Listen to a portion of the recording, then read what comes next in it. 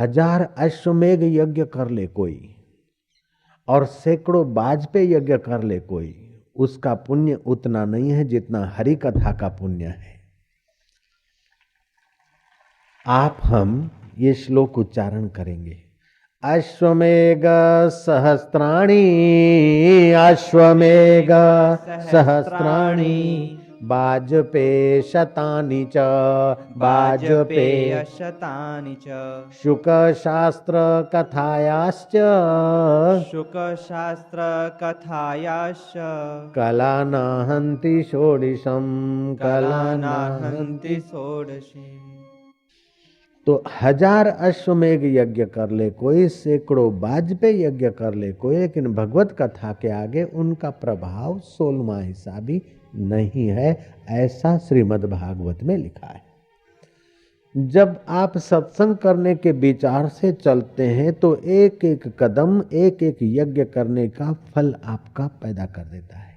सत्संग में बैठते हैं तो भक्ति योग का फल आपका बनना शुरू हो जाता है, और सत्संग में बैठेंगे तो सुनेंगे कथा, ज्ञान सुनेंगे, ज्ञान योग का फल हो जाता है। 3 योग एक साथ, और मेहनत कुछ भी नहीं। कर्म योग, आते समय जो कर्म करते हो, बैठे भाव से भक्ति योग, सुना तो ज्ञान योग, 3 योग मुफ्त में हो। हरे लगे न फटकड़ी और रंग चोखो आवे अंदाता। अभी विज्ञानी बोलते हैं कि राम शब्द उच्चारण करने से आंतों का विष बाहर आता है। अभी विज्ञानी बोलते हैं, जयराम जी की। अभी डॉक्टर लीवर लिजरिया बोलता है कि हरि शब्द उच्चारण करने से यकृत में, गर्भाशय में, किडनियों में उसकी अच्छी इफेक्ट पड़ती है। अभी लीवर लिजरिया कहता है। डॉक्टर डायमंड, डॉक्टर लीवर लिजरिया, मैडम लोंगो, ये लोग अभी कह रहे हैं कि ये फायदा होता है हरिनाम से। लेकिन हमारे शास्त्रों ने तो 500 वर्ष पहले गुरु नानक ने कहा, आप भी बोलोगे, भयनाशन दुर्मति हरण, भयनाशन दुर्मति हरण, भयनाशन दुर्मति हरण, भयनाशन दुर्मति हरण, कली में हरि को नाम, कली में हरि को नाम, निश दिन नानक जो जपे, निश दिन नानक जो जपे, सफल होवई सब काम, सफल होवई सब काम। भय का नाश होता है, दुर्मति दूर होती है, और निश्चित जो हरि नाम का उच्चारण करता है उसके काम सफल होने लगते हैं। मेरे काम तो बहुत सफल हुए, जयराम जी की। अभी जो अलाउंसर भाई ने बातें बताई, वो सारा सब हो रहा है। मेरे को मेहनत नहीं करनी पड़ती। औषधालय चल रहे हैं, देश विदेश में समितियां चल रही है, सत्संग चल रहा है, गौशाला चल, कहाँ चल रहे हो भाई। मैं बोलने लागूं तो उसी में 2-3 घंटा लग जाएगा। ये हरि नाम का प्रताप कैसा है देखो। जयराम जी तो बोलना पड़ेगा। मोहम्मद साहब ने कहा, अल्लाह अकबर जपने से लाभ होता है। तो अल्लाह उच्चारण करते हो तो आपके नाभि केंद्र में वाइब्रेशन पैदा होता है। इसी अल्लाह ओमकार जो है, ये भारतीय संस्कृति का लाखों वर्ष पहले का रिसर्च है। इसी ओमकार को सिख धर्म ने एक ओंकार करके लिया, और इस्लाम ने अल्लाह जैसे अपन बोलते हैं ओम। और ये ओम हमारी भारतीय संस्कृति, चाहे इस्लाम भाइयों ने चाहे सिख भाइयों ने, इस ओमकार का जप किया, इतनी ही बात नहीं है। शैव भी ओम नमः शिवाय बोलते हैं, और शाक्त भी ओम भूर्भुवः स्वः बोलेंगे। जयराम जी की। तो ओमकार इतना ही धार्मिक लोग बोलते नहीं, नास्तिक आदमी भी बोलते हैं। नास्तिक के घर बच्चा पैदा हो, डॉक्टर उस बात की चिंता नहीं करता कि बच्चा रोता है कि नहीं रोता।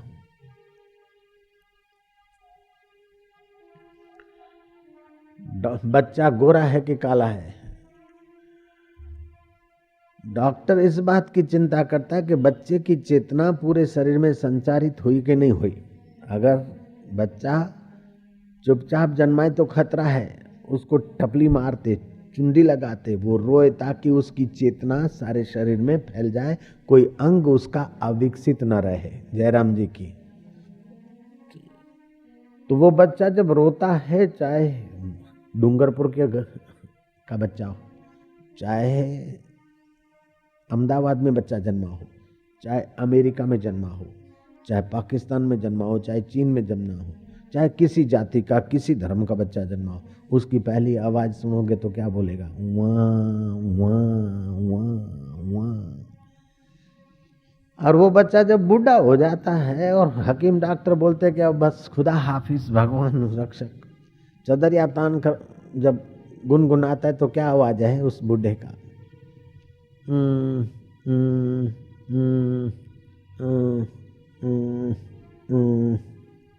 आता है तो और बूढ़ा ये तो मनुष्य के बच्चे की बात है। कुत्ते के बच्चे भी वो चेतन की आवाज से ही चेतना लाते।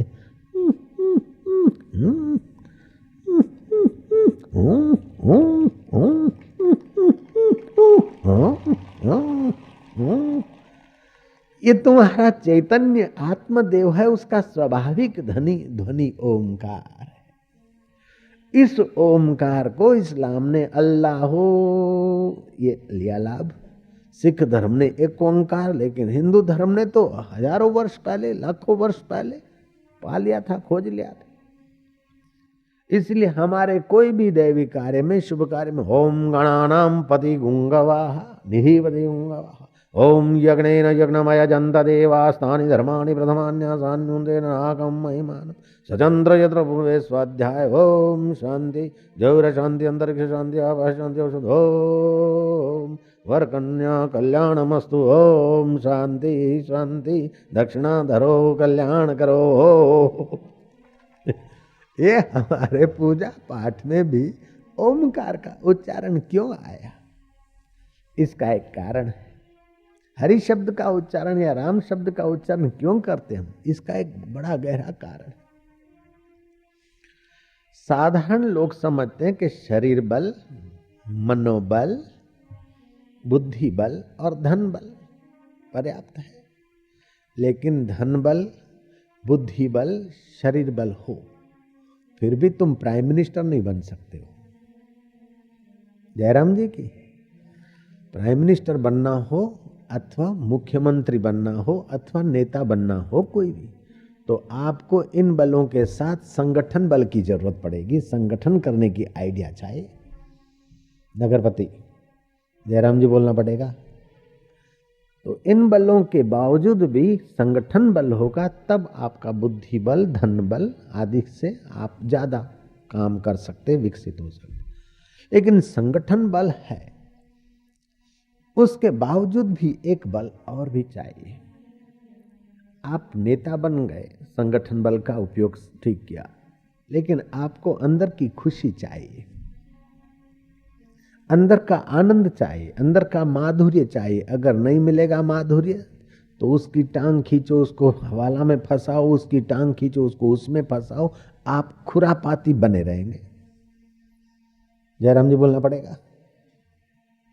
सबको नीचा दिखा के मैं सबसे बड़ा दिखूं, बड़ा दिखूं, बड़ा दिखूं। और रावण के पास संगठन बल भी था, लेकिन फिर भी उसके जीवन में कमी रही। हिटलर, सिकंदर आदियों के पास संगठन बल भी था, बुद्धि बल, धन बल ये तो था ही, तन बल था, उनके साथ साथ संगठन बल भी था, फिर भी उनके जीवन में आपाधापी अशांति बनी रही। संगठन बल के साथ साथ एक बल और भी विकसित करना चाहिए, जिसको बोलते स्वभाव बल। जयराम जी की। सात्विक बल। धिक बलम क्षत्रिय बलम ब्रह्म बलम ही बलम। वो क्षत्रिय बल, देह को बड़ा बनाने का, इस बल को धिक्कार हो, विश्वामित्र ने कहा। ब्रह्म बलम ही बलम। तो स्थूल बल के साथ साथ आपके अंदर सूक्ष्म बल की भी जरूरत है। स्थूल दुनिया में चलने के लिए भी सूक्ष्म बल जितना विकसित होगा, उतना आदमी ऊंचा उठेगा। गांधी जी के पास शरीर बल इतना नहीं था, लेकिन सूक्ष्म बल था। हर रोज राम नाम की प्रार्थना से उस बल को डेवलप करते रहते थे। सुबह शाम राम नाम की प्रार्थना करते और राम नाम का रटन करते थे। अभी विज्ञानी बोलते हैं कि राम शब्द उच्चारण करने से आंतों का विषभार आता है, लेकिन हमारे ऋषियों ने तो हजारों लाखों वर्ष पहले ये रिसर्च किया। भगवान राम नहीं जन्मे थे, उसके पहले दशरथ राजा राम राम जपते थे। रघु राजा, दशरथ के बाप रघु राजा भी राम राम जपते थे। तो राम शब्द के रकार से सूर्य तत्व और राम शब्द के मकार से चंद्र तत्व हमारा विकसित होता है। जैसे सूरज और चंद्र के किरणों से हमारा अन्न औषधि पुष्ट होता है, ऐसे राम शब्द उच्चारण से हमारा सूक्ष्म सूर्य तत्व और चंद्र तत्व डेवलप होता है, जो हमारे सूक्ष्म शरीर को पुष्ट रखता है। जरा जरा बात में डिप्रेस, हाई बीपी, लो बीपी उन्हीं लोगों को होती है जिनका सूक्ष्म बल दबा हुआ है। जयराम जी फिर बोलना पड़ेगा। तो राम नाम रटने वाले, पुराने जमाने में विधि से राम नाम को जानकर जपने वाले लोग, उनको हाई बीपी, लो बीपी, डिप्रेस और जरा जरा बात में सुसाइड होने की नौबत नहीं आती थी। असुविधाएं तो ज्यादा थी, फिर भी आदमी आत्महत्या नहीं करते थे इतनी। अभी धरती पर 12,000 आदमी रोज आत्महत्या करने की कोशिश करते हैं। पूरी पृथ्वी का सर्वे किया तो धरती पर 12,000 आदमी रोज आत्महत्या करने की कोशिश करते हैं। एक दिन उनकी कोशिश के लोग 12,000 अगर मेरे को मिल जाए तो मैं दुनिया का नक्शा 4 दिन में बदल दूं भाई। मेरे पास तो 50-100 बच्चे बच्चियां हैं, तो इतना काम हो रहा है। अगर 12,000 आते तो कहां पहुंचा दूं दुनिया को। जयराम जी बोलना पड़ेगा।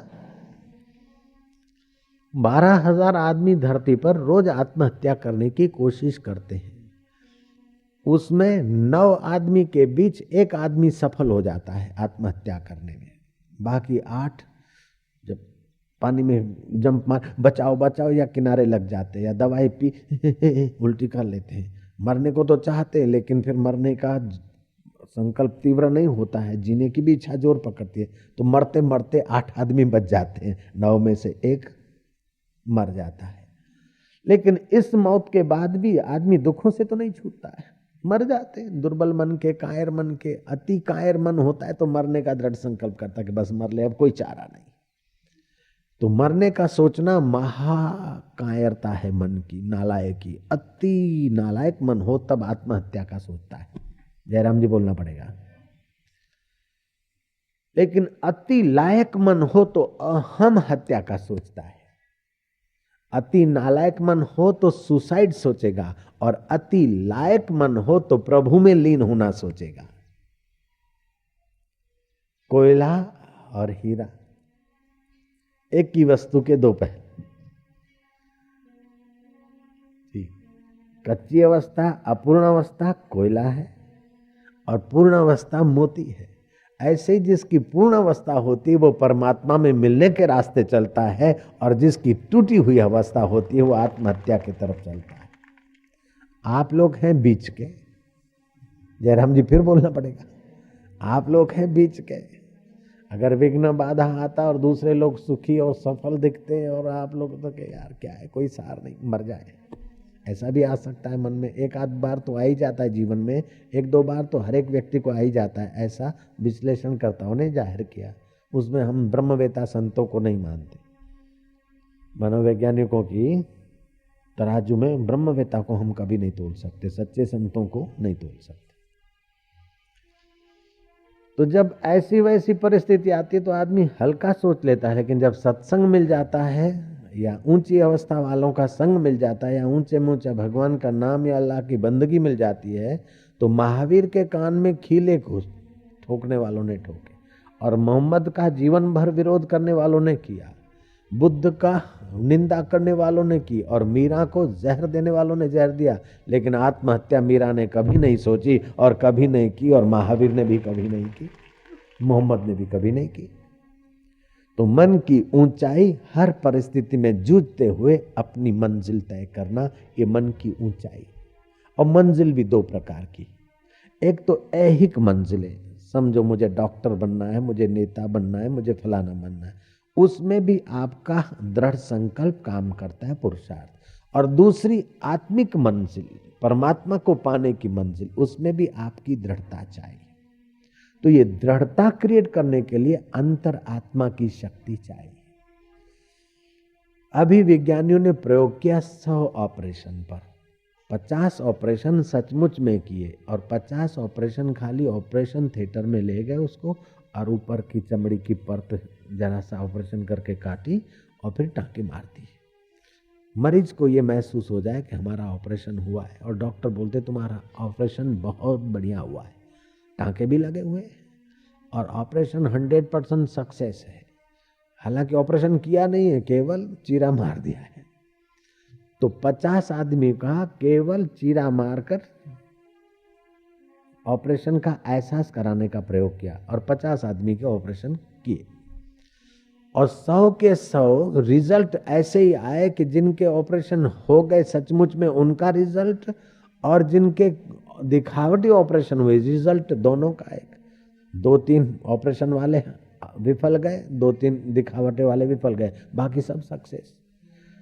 तो सच बात तो यह है कि बीमारी 80 से 90% तो आपके मन बुद्धि पर ही की ही देन है, बाकी 10-15% ही शरीर की बीमारी। अगर आपका मन बुद्धि सही है तो 85% आपके मार्क हैं, तो 15% में किसका बाप आपको फेल कर सकता है? जयराम जी की। तो ये मंत्र, कीर्तन और सत्संग आपके सूक्ष्म शरीर को पुष्ट करता था, इसलिए पहले के जमाने में एक कमाता था, 100 खाते थे और तंदुरुस्त रहते थे। अभी सत्संग और ध्यान चला गया तो लेडी भी कमाती है, लेडा भी कमाता है, फिर भी परेशानी पीछा नहीं छोड़े। ताली बजाओ तो होलसेल में, परचूरन धंधा हम नहीं करते।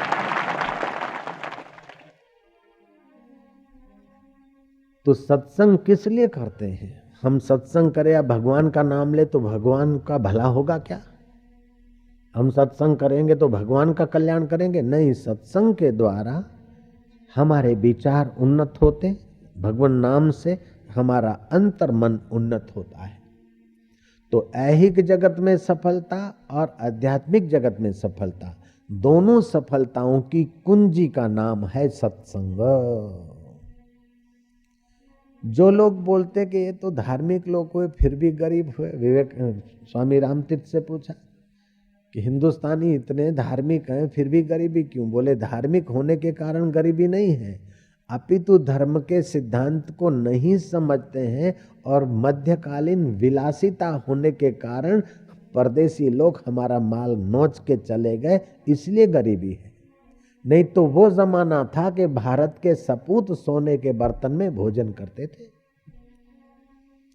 1 लाख आदमी रोज भंडारे में भोजन करते थे युधिष्ठिर के यहाँ, और युधिष्ठिर हाथ जोड़कर बोलते थे भंडारे में जिन थालियों में, सोने की थालियों में भोजन कर रहे हो, वो सोने की थालियां, लोटे और कटोरे, चम्मच सोने के, आप लोग साथ में ले जाने का कष्ट करेंगे। कुछ साधु संत ब्राह्मण ले जाते और कुछ साधु संत बोलते इन ठीकरों को कब तक संभालेंगे, हमारे पास बहुत पड़ा है। जैसे तुम पत्तल फेंक जाते और कोई गरीब गुरबा पत्तल भी उठा ले जाए, ऐसे उस जमाने में कोई सोने की थाली ले जाता था, बाकी के फेंक जाते थे। वो जमाना था, कहीं सोच रहे हो तुम? 100 काम छोड़कर भोजन कर लेना चाहिए, 1000 काम छोड़कर स्नान कर लेना चाहिए, 1,00,000 काम छोड़कर सत्कर्म दान पुण्य कर लेना चाहिए, लेकिन करोड़ काम छोड़कर हरि का ज्ञान और हरि का ध्यान धर लेना चाहिए। इसी से तुम्हारा मंगल है, समाज का मंगल है, देश का मंगल है, विश्व का मंगल है। वर्ल्ड रिलीजियस पार्लियामेंट, दुनिया भर के धर्माचार्यों का एक सम्मेलन हुआ 100 साल पहले। उसमें विवेकानंद को केवल 5 मिनट बोलने को दिया था, और विवेकानंद ऐसा बढ़िया बोले भारतीय संस्कृति का कि तालियां बजती रही, और 5 मिनट में से आधा घंटा तक विवेकानंद का प्रवचन चला। 100 साल बीत गए, फिर दूसरा हुआ, तो अभी हम गए थे वहां, और भी लोग थे, 600 आदमी थे दुनिया के धर्मगुरु। हमारे लिए उन्होंने आधा घंटा रखा बोलने का, और फिर भारतीय संस्कृति और योग इस पर बोलते बोलते 55 मिनट अपनी गाड़ी चली, तालियां बजती हुई। जयराम जी बोलना पड़ेगा। फिर हमारा दूसरे दिन दलाई लामा का रखा और हमारा रखा, किसी का 2 मिनट, किसी का 5 मिनट, किसी का 7 मिनट, हमारे लिए 1.25 घंटा और दलाई लामा के लिए 1.25 घंटा। अपना 1 घंटा 55 मिनट दे धमाधम गाड़ी चल पड़ी जाए। जयराम जी फिर से बोलना पड़ेगा। तो जब बहुत लोग सुनते हैं तो अखबार वाले पत्रकार और चैनल वाले मूवी लेके पीछे पीछे घूमते, तो मेरे से सवाल करने लगे, मिस्टर बापू जी कई सवाल हुए, उसमें एक सवाल ये भी क्या कि माइयां सत्संग सुनती है फिर आपस में लड़ती क्यों है?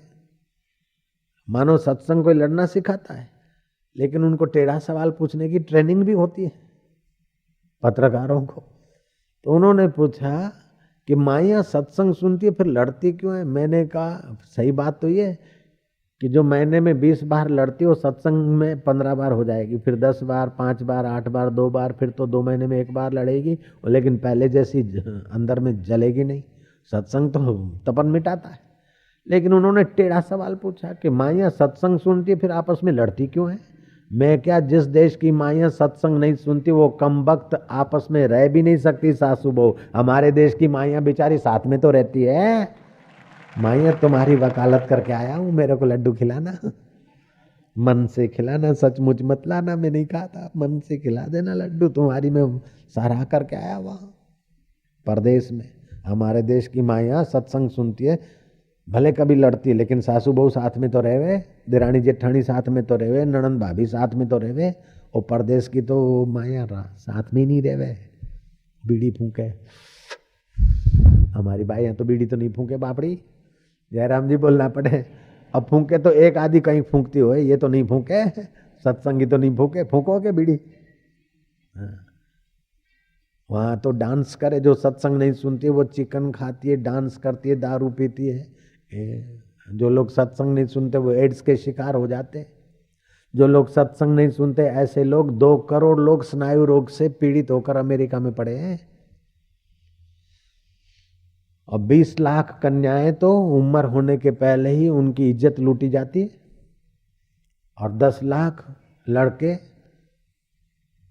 संसारी विकारों के कारण दिमाग खलास हो गया, स्कूल में नहीं जा रहे।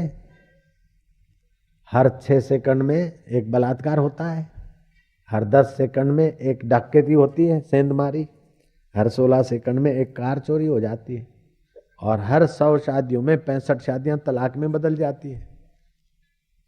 और कनाडा में 100 शादियों में 45 शादियां तलाक में बदल जाती है। लेकिन हमारे देश में अभी तलाक की आंधी वहां से तो आ रही है, फिर भी इतनी संख्या नहीं है जितनी परदेशों में है। ये भी तो सत्संग की महिमा है। यही बात करे रहे हो, जयराम जी बोलना पड़ेगा।